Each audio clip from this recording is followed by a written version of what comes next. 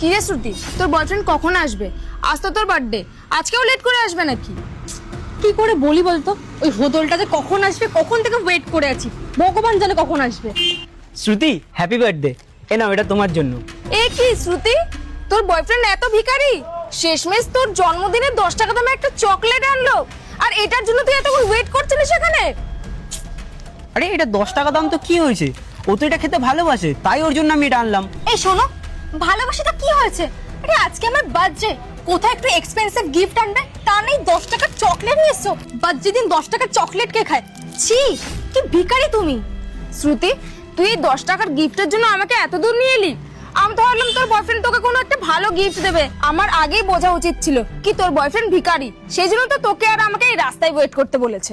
মন্দিরা, তুই বললাম, আমি কি করে বুঝবো?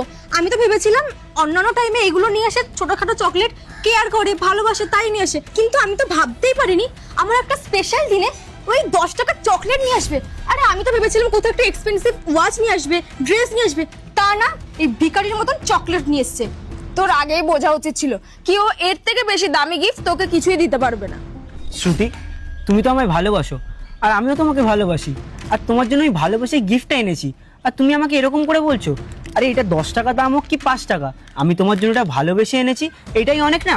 অনেক না, ভালোবেসে এনেছো তো এটা কেন এনেছো? দামি গিফট আনতে পারতে। আর আজ আমার বার্থডে, এইসব চলে না একদম, এগুলো আগেকার সময় চলতো। আর হ্যাঁ, ভালোবাসা দিয়ে সংসার চলে না, সংসার চলে টাকা দিয়ে। টাকা না থাকলে না ভালোবাসা এমনি জানলা দিয়ে পালাবে। আর হ্যাঁ, আগে যদি আমি জানতাম না তুমি এতটাই ভিখারি, তাহলে কখনো তোমার মতো ভিখারির সাথে রিলেশন আমি আসতাম না। শ্রুতি, এত কিছুর পরও কি তুই ওর সাথে রিলেশনে থাকবি? তুই একটা কাজ কর, ওর সাথে ব্রেকআপ করে দে আর চল চলে যায়।